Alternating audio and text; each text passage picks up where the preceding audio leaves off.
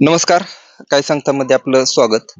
मी सध्या पोत्रे येथील शनीश्वर मंदिराच्या येथे आलेलो आहे आणि आपण पाहू शकाल की हे जे मंदिर आहे ते असं प्रशस्त मंदिर आहे. या मंदिराचं महात्म्य सर्वांना माहीत आहे. आज मी वेगळ्या कारणासाठी या ठिकाणी आलेलो आहे. सध्या आषाढी वारीचं वेध सर्वांना लागलेलं आहेत. पंढरपूरला आषाढीच्या निमित्ताने वेगवेगळ्या ठिकाणांवरून वारकरी हे विठुरायाच्या दर्शनासाठी जात असतात. तसंच या पोथरे गावातून देखील दिंड्या या ठिकाणाहून जात असतात. सोलापूर जिल्ह्याच्या वेशीवरती विठुरायाच्या दर्शनासाठी पायी दिंडी सोहळे येत आहेत. संत ज्ञानेश्वर माऊली असतील, संत तुकाराम महाराज असतील यांचा पालखी सोहळा देखील पंढरपूरच्या दिशेने मार्गस्थ आहेत आणि हे पालखी सोहळे आपल्या जिल्ह्यात येणार आहेत. प्रशासन यांचं स्वागत करण्यासाठी उत्सुक आहे. मात्र या भागातून देखील मानाच्या पालख्या जातात. त्यामध्ये श्री संत निवृत्तीनाथ महाराजांचा पालखी सोहळा असेल तो देखील सोलापूर करमाळा तालुक्यातून जातो. याशिवाय नव्याने आणखी एक मोठी पालखी या मार्गावरून जाते. त्या पालखीचं हे दुसरं वर्ष असणार आहे. ती म्हणजे ग्रंथराज ज्ञानेश्वरी पालखी सोहळा. तो सोहळा देखील करमाळा तालुक्यातून जाणार आहे.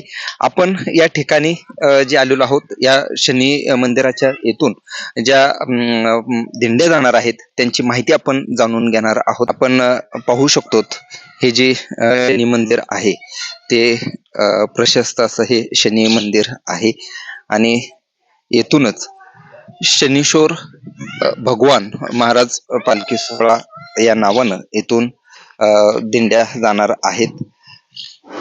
पोत्रे येथून 4 दिंड्या जातात. त्यापैकी एक जी दिंडी आहे ती म्हणजे श्री शनीश्वर पायी दिंडी सोहळा व सामाजिक प्रबोधन ट्रस्ट यांची दिंडी येथून जाते. या दिंडी चालक ह्या जे दिंडी चालक आहेत त्यांच्याशी आपण संवाद साधणार आहोत.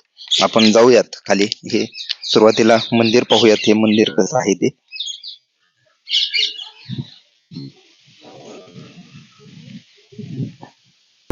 श्री शनीश्वर मंदिराचं हे प्रसन्न असं हे मंदिर आहे आणि आपण या मंदिराच्या ठिकाणी आलेलो आहोत.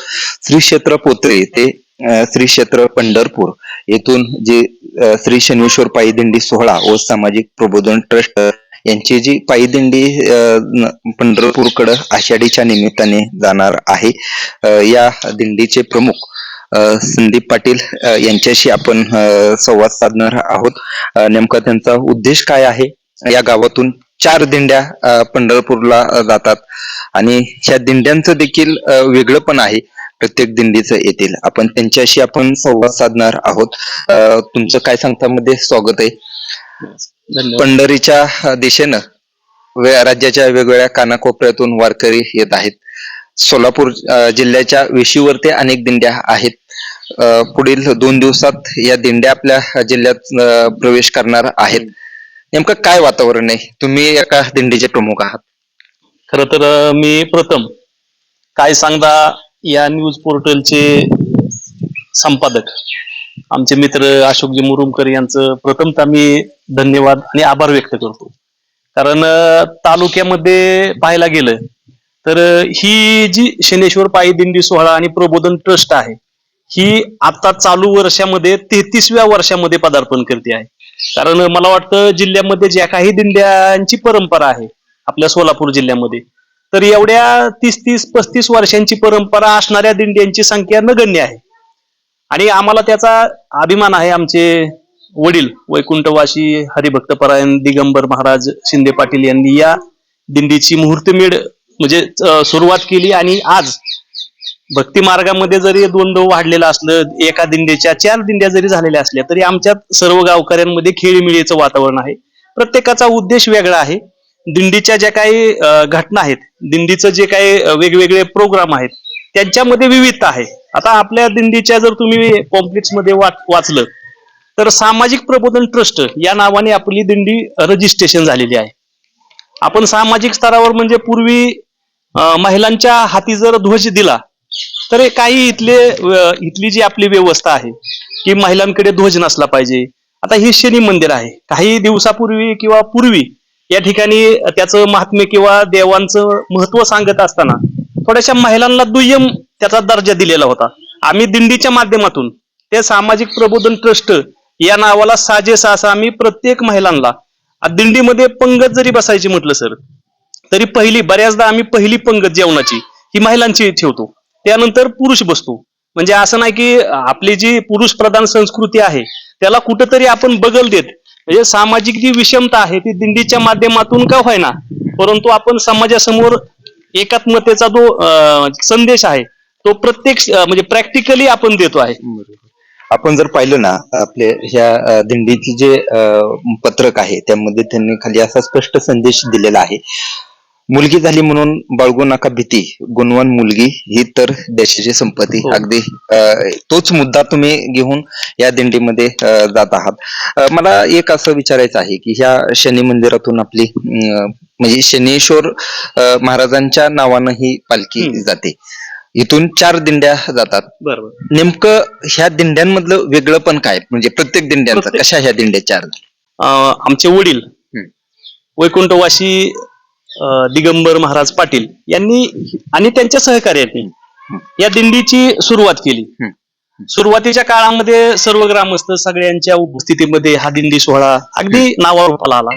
त्यानंतर थोडासा एक सांप्रदायिक वाद म्हणू किंवा सामाजिक थोडासा तेढ म्हणू किंवा राजकीय त्याला ज्या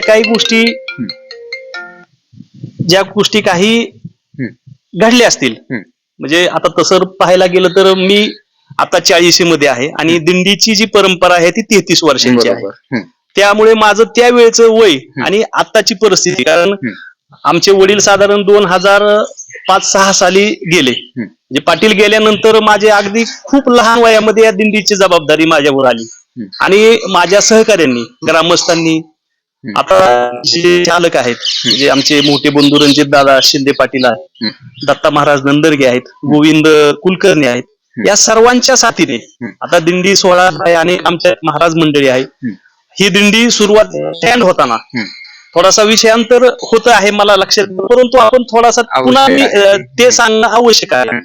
दिंड्या कशा म्हणजे 2, 3, 4 झाल्या हे मी अगदी स्पष्ट, पण हे एक वैचारिक ही आहे बरं का. म्हणजे आम्ही पाहतो की म्हणजे पोत्र नामस्मरणाच्या ह्याच्यात ही वेगळे, तिथे सप्तेही खूप होतात, तिथं धार्मिक वातावरण खूप आहे. पुन्हा मी माझ्या हे कौतुकाची बाब आहे. मूळ विषयावर येतो. ही दिंडी सुरू होण्याच्या मागचा आणि दिंडी टिकवण्याच्या मागचा जो हेतू आहे, ज्या परिस्थितीमध्ये ही दिंडी टिकली, खर तर आमचं भजनी मंडळ, म्हणजे मी आमचं भजनी मंडळ का म्हणतोय की शनेश्वर भजनी मंडळ होतं ते महाराष्ट्र राज्यामध्ये भारूड कलाकार म्हणून या मंडळाची ओळख होती. भजन संगीत भजन असेल, बैठकीचं भजन असेल किंवा वेगवेगळे भजनातले जे प्रकार असतील ते करत असत.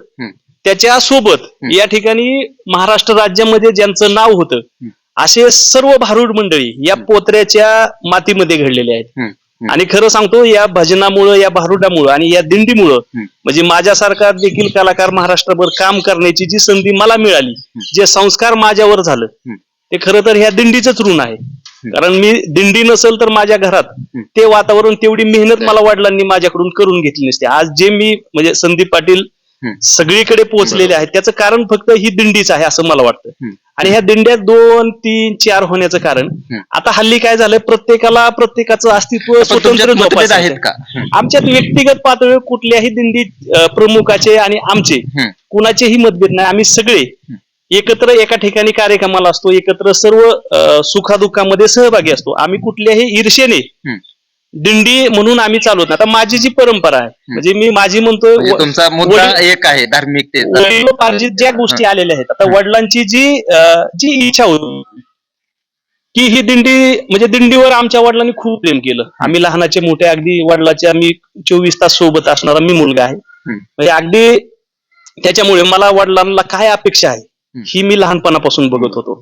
आणि वडिलांची अपेक्षा आणि ज्या लोकांनी म्हणजे पाटील गेल्यानंतर ज्या लोकांनी माझ्याकडे येऊन अनेक जुन्या लोकांनी माझ्याकडे रिक्वेस्ट केली, एक साकडं घातलं की भाई आपल्याला दिंडी ही पुढं अविरतपणे चालू ठेवायची. आणि त्या गोष्टीचं मला कुठंतरी एक मनाला सल होती की पाटलांचं जर कार्य आपण मध्ये सोडलं तर होणार काहीच नाही, परंतु त्या निमित्ताने का होईना आज एवढं मोठं हे तीर्थक्षेत्र आहे, श्री क्षेत्र पोत्रे शनी मंदिर आहे.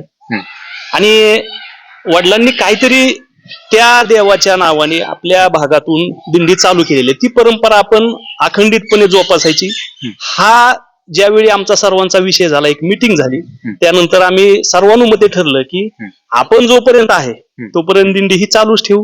पुढे येणाऱ्या पिढ्या, येणारी समजा आमची महाराज मंडळीची मुलं असतील, त्या पुढे त्यांच्या पद्धतीने चालू राहिली तर बेस्टच आहे. बरोबर. मला आणखी एक म्हणायचं आहे, आपल्या ह्या भागातून खूप दिंड्या जातात. आपली दिंडी तशी नाव मोठं आहे, दिंडीचं पोत्रेचं नाव मोठं आहे. या मातीतून खरंच राजकीय व्यक्ती सुद्धा घडलेल्या आहेत. मात्र मला एक मुद्दा इथं आवर्जून सगळ्या वारकऱ्यांच्या आणि प्रशासनाच्याही एक निदर्शनास आणून द्यायची बाब आहे.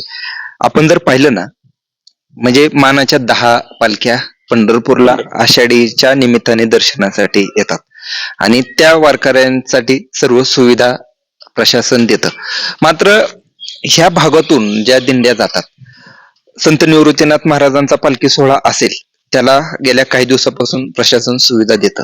मात्र त्याशिवाय बी छोट्या छोट्या दिंड्या या भागातून जातात, त्यांना पाहिजे तशा सुविधा दिल्या जात नाहीत. खरं सांगतो, मात्र तुम्ही एक दिंडीचे प्रमुख आहात, म्हणून तुम्हाला काय वाटतंय नेमकं हे? अगदी तुम्ही म्हणजे अगदी रास्त प्रश्न केलाय सर.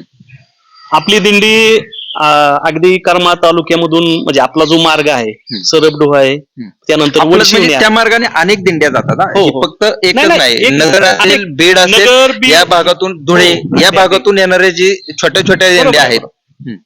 तुम्ही तोच माझा मुद्दा तोच आहे की जुना जो मार्ग आहे, कारण त्यावेळी त्या लोकांनी, दिंडी प्रमुखांनी हायवेनं न जाता मधला मार्ग निवडलेला आहे. आणि मार्ग शक्यतो कुठलाही दिंडी चालक बदलत नसतो. कारण रोडने जर प्रवास करायचा म्हणलं पाहिजे तर आता सध्या ट्रॅफिकचा प्रश्न खूप भयंकर आहे. त्याच्यामुळे पूर्वीपासून तर आपली दिंडी, तुम्ही दिंडीचं जर टाइम टेबल पाहिलं तर सरबडोह, वडशिवणे, सापटणे अशी मधल्या मार्गे, परित्या मार्गे, अगदी होळे मधल्या मार्गे जाते.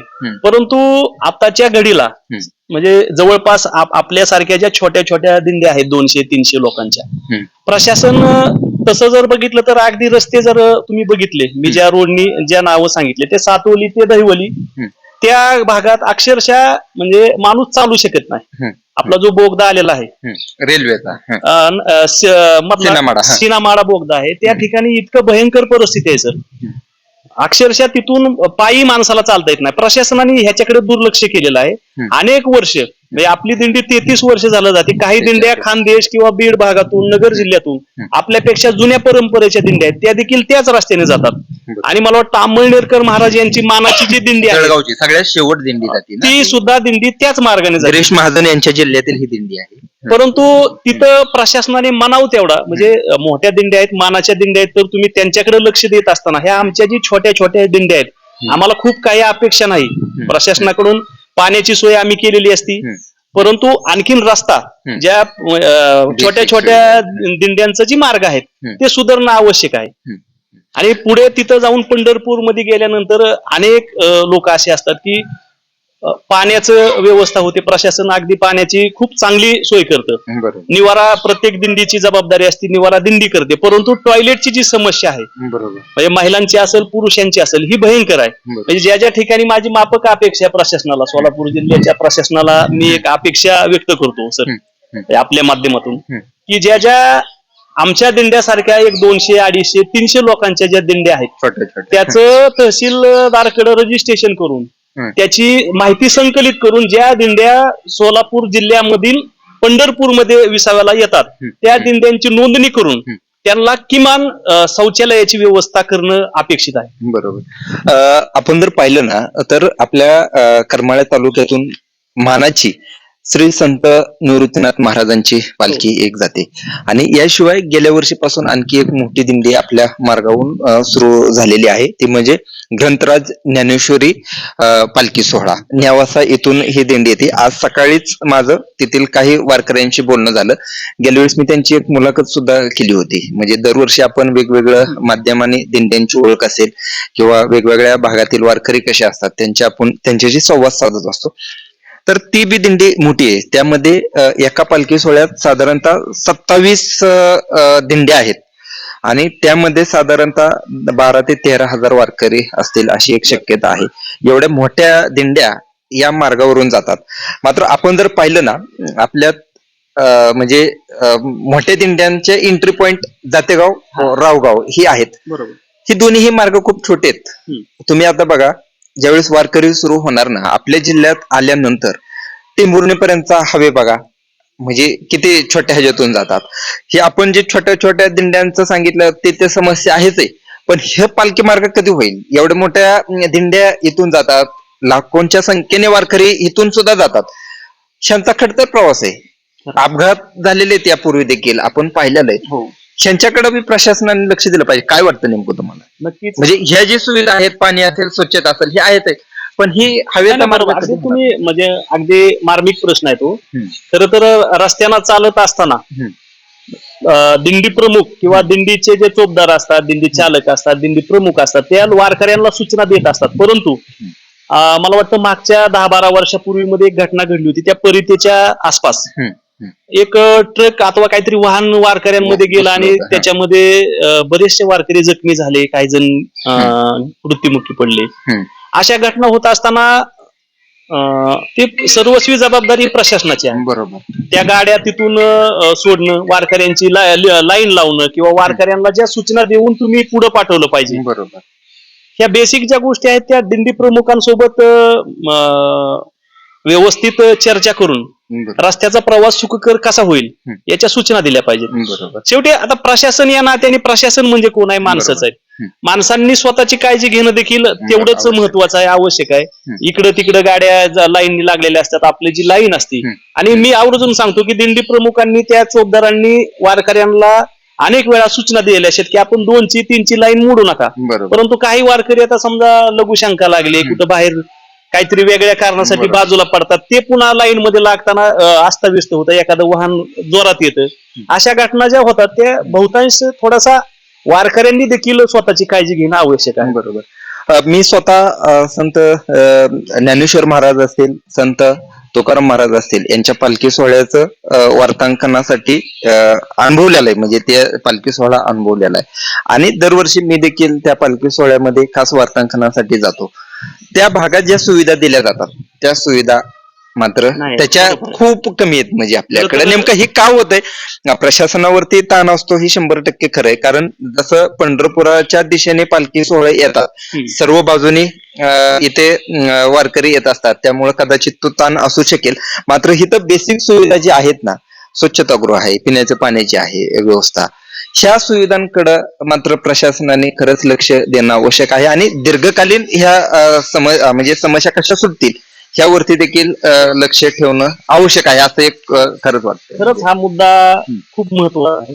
कारण मोठ्या दिंड्या जरी मानाच्या असल्या, प्रमुख दिंड्या आहेत, त्या सर्व दिंड्यांचा मान छोट्या छोट्या दिंडी चालक, दिंडी प्रमुख ठेवतच असतात. बरोबर. आणि माफक अपेक्षा प्रशासनाकडून कुठलाही दिंडी चालक अशी वेगळी काहीच अपेक्षा करत नाही. बेसिक ज्या सुविधा आहेत, म्हणजे ज्याला आपण म्हणतो निवारा दिंडी प्रमुखांनी केलेला असतो, जेवणाची सोय केलेली असते. हा तसं आपण मोठ्या दिंड्यांवर बोलत असताना आपल्या ज्या छोट्या दिंड्या आहेत त्यांचं जे मॅनेजमेंट आहे ते दिंडीच्या संयोजनातून होत असतं. परंतु आपल्याला तिथं गेलं की सर्वात म्हणजे भयंकर जी आता सध्या जी समोर असणारी परिस्थिती आहे ती शौचालयाची आहे. बरोबर. कारण वरचेवर दिंड्यांची संख्या वाढली, तिथलं देखील डेव्हलपमेंट भरपूर झालं. ज्या भागात आता आम्ही आमचे पाहुणे लोखंडे आहेत वाखरीमध्ये, गुलाबतारा मंगल कार्यालय त्यांचं खूप मोठं आहे आणि त्यांच्याकडे आपली खूप चांगली सोय असते. गेली अनेक 20-25 जवळपास 30 वर्ष झालं आपण त्यांच्याकडे मुक्कामी असतो.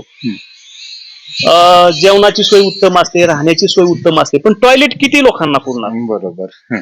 आणि मूळ जी आता सध्या आपल्याला जी समस्या आहे ती शौचालयाची आहे. बरोबर. किमान प्रशासनाने ज्या ज्या ठिकाणी असे 100, 200, 300, 500 लोकांचा समूह असेल त्या ठिकाणी किमान 50-100 टॉयलेटची उपलब्धता व्यवस्था करणं.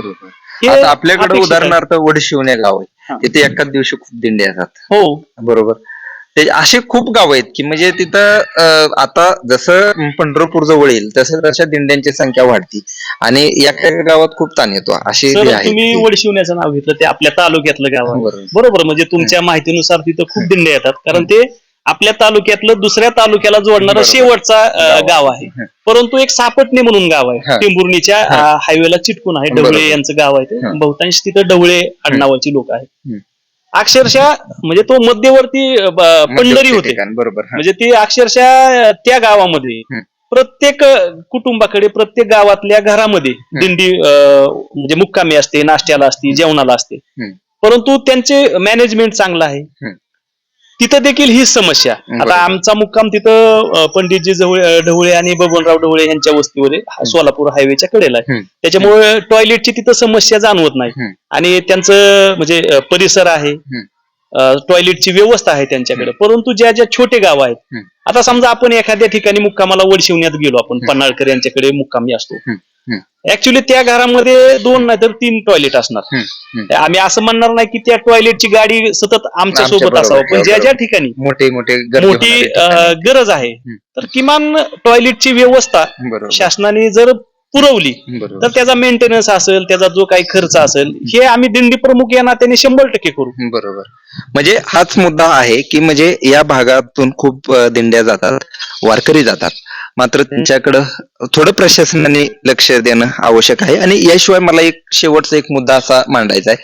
आपल्या इथून ज्या मानाची पालखी जाते निवृत्तीनाथ महाराजांची, म्हणजे जसं आपण जर पाहिलं, गजानन महाराजांची पालखी सोलापुरात येते, त्यावेळेस प्रशासन तिथं स्वागतासाठी जातं.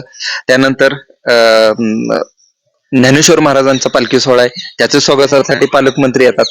त्याशिवाय तुकाराम महाराजांच्या पालखी सोहळ्याचं देखील पालकमंत्री स्वागत करतात. तसं पाहायला गेलं तर आपल्या तालुक्यातून जाणारी जी पालखी आहे त्याच्या स्वागतासाठी मात्र कधी पालकमंत्री आलेलं दिसलं नाहीत. त्यांनी यायला पाहिजे असं वाटतं का तुम्हाला? जिल्हाधिकारी पाहिजेत किंवा हे? म्हणजे आपले प्रशासन आपण- स्वागत करतं, त्यांच्याबद्दल आपलं हे नाहीयेच आहे अजिबात. त्या प्रशासनात आपण तालुक्याच्या वतीने जेव्हा जेव्हा सन्मान करतो तेव्हा आपण म्हणजे बरोबर. मी सुद्धा उपस्थित असतो. हं. तुम्ही जे माफक अपेक्षा ठेवली, कारण एवढी मोठी मानाची दिंडी आहे आपल्या जिल्ह्यामध्ये येते, तर किमान पालकमंत्र्यांनी येणं आवश्यक आहे. बरोबर. आणि असं त्या मला दिवशी सुद्धा दुसरी वाटतं. कुठली पालखी नसते बरोबर. म्हणजे त्यांच्या म्हणजे जे काय त्यांचं शेड्यूल असेल, हा. म्हणजे त्या ठिकाणी आपल्याला तालुक्याच्या वतीने किंवा जिल्ह्यात प्रवेश केल्यानंतर प्रशासनाच्या वतीने त्यांचं स्वागत आपण तालुक्याच्या करतोच. वतीने करतोच आहे. आपले माननीय पोलीस निरीक्षक असतात, तहसीलदार मॅडम असतात, म्हणजे प्रांतातली असतात. प्रांत अधिकारी पण असतात. ह्या तालुक्याच्या जे प्रमुख प्रशासकीय अधिकारी आहेत यांच्या वतीने होत आहे. पण आपली जी माफक अपेक्षा आहे की मंत्री महोदयांनी, पालकमंत्री साहेबांनी यायला पाहिजे किंवा कलेक्टर साहेबांनी देखील यायला पाहिजे, तर नक्कीच आपल्या म्हणजे बातमीच्या माध्यमातून आपण त्यांना आव्हान जर केलं तर नक्कीच ते देखील उपस्थित राहण्याचा प्रयत्न करतील. बरोबर. हे म्हणजे नेहमीच बरं का, आता निवृत्तीनाथ महाराजांच्या पालखी सोहळ्या वेळेस आम्ही जातोच ना, त्यावेळेस तुम्ही असतात, त्यावेळेस म्हणजे ती पुजपुज ऐकायला मिळते. आणि हे आपले वारकरी एवढे संवेदनशील आहेत ना, म्हणजे संयमी बी खूप आहेत. ते कधी तक्रार त्यांच्याकडे कोणाकडे करणार नाहीत, मात्र एक चर्चा असते, म्हणजे माफक अपेक्षा असते त्यांची. आणि ह्या वेळेस मलाही असं वाटतं की प्रशासनाने हा आवाज ऐकावा आणि एकदा हा देखील पालखी सोहळा कसा असतो हा एकदा अनुभवायला हरकत नाही. आणखी तुम्हाला या पालखी सोहळ्याबद्दल काय वाटतं?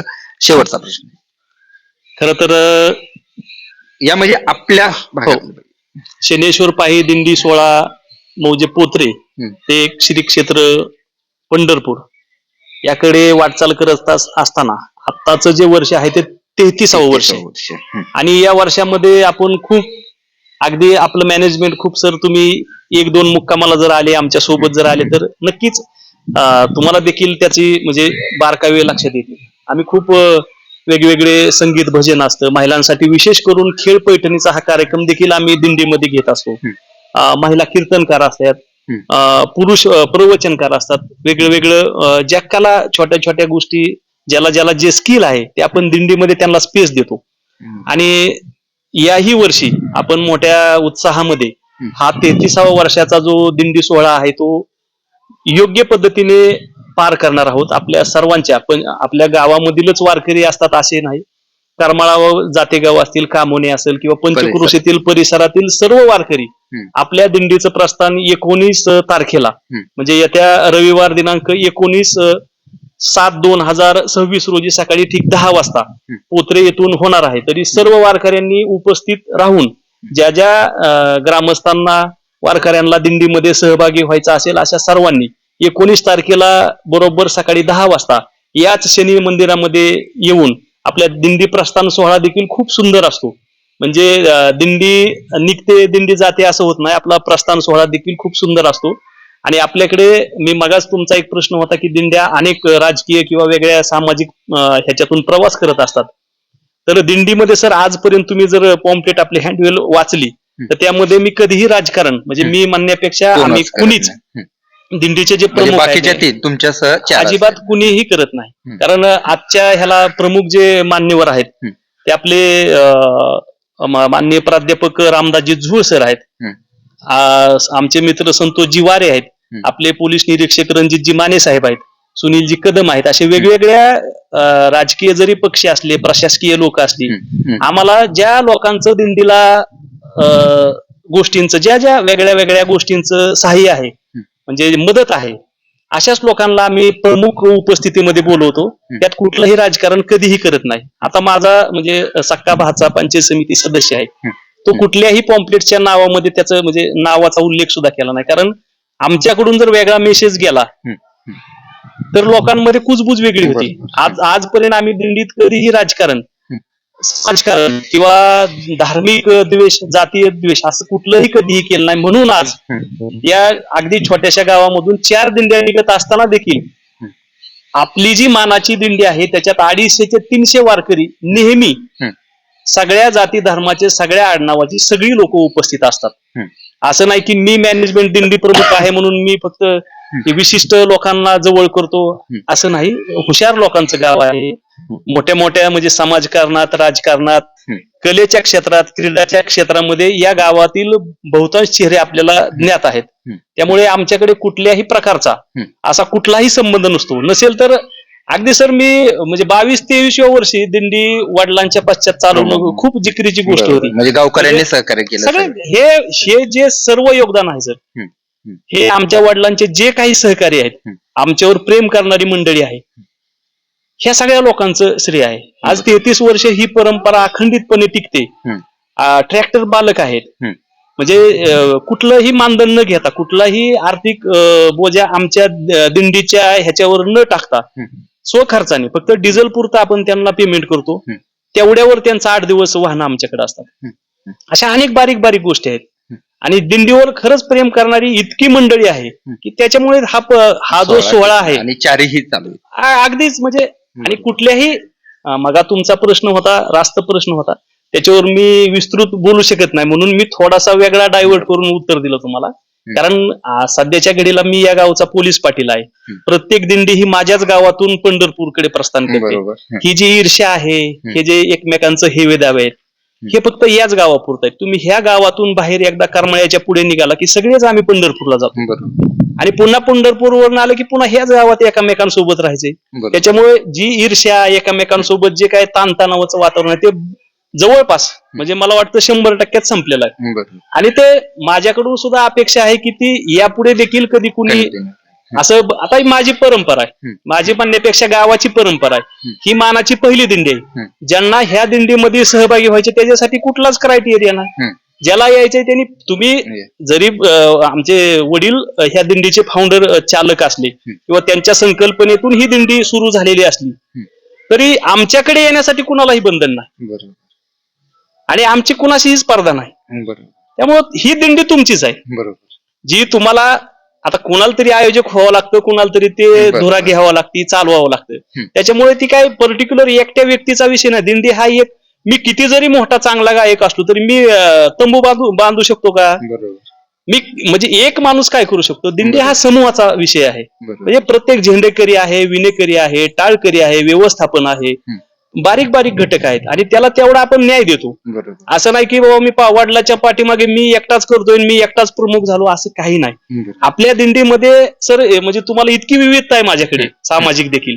पूर्वी दिंडीचा जर ते मान असतो नारळाचा, यजमानाकडे आपण गेलो की त्या दिंडी विशिष्ट दिंडी चालकानेच तो नारळ दिला पाहिजे. मी दिंडीतल्या प्रत्येक माणसाला जो त्यावेळी उपलब्ध असेल त्या माणसाच्या हातून तो मानाचा नारळ मी देवाणघेवाण करतो.